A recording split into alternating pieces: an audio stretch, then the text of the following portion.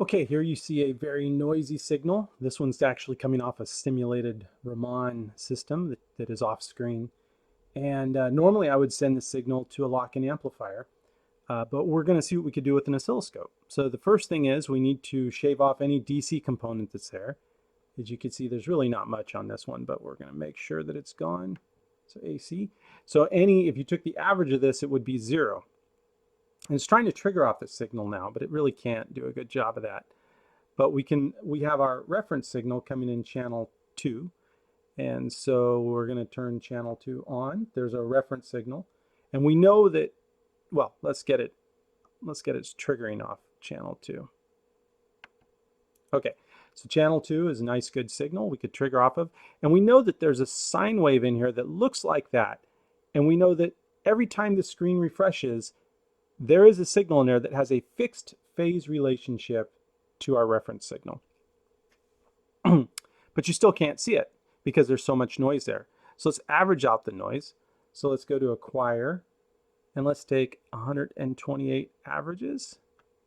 And there it is. You can see that sine wave that was embedded in that noise. It's the only sinusoidal component of that signal that has a fixed phase relationship to our reference, and thus every time this triggers, every trigger has a fixed relationship between the two, so it's kind of like multiplying one by the other, and you average everything else out.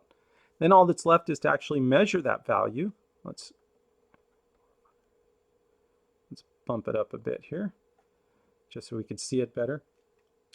We're going to measure that value using RMS.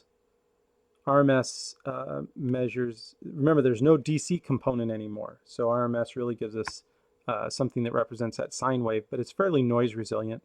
And this scope has another feature which quite honestly doesn't work very well, which is phase. You can get the phase relationship between the two channels, and oddly enough you can get it from either side, from channel 1 to channel 2 or channel 2 to channel 1.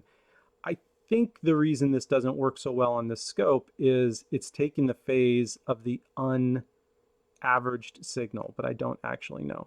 So let's get rid of this. So now we can see the amplitude of the sine wave right here. That would normally be the output of the lock-in. If it was, now in this case, it doesn't matter what the phase is between the two because RMS is taking the whole trace to get that value, versus on an older typical analog lock-in amplifier, you would align the phases so that they match up and don't cancel out.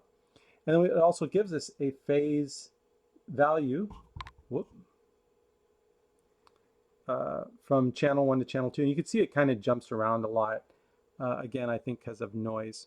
So I found this to actually work pretty well. I've compared it to just a cheap 8630, kind of a chip-based lock-in amplifier.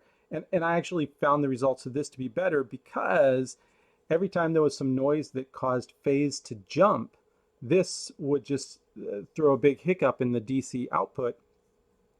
Versus on here, you can see what's going on. You get more information and you say, oh, I just got to wait that out and let it average out. So works pretty good. I like it.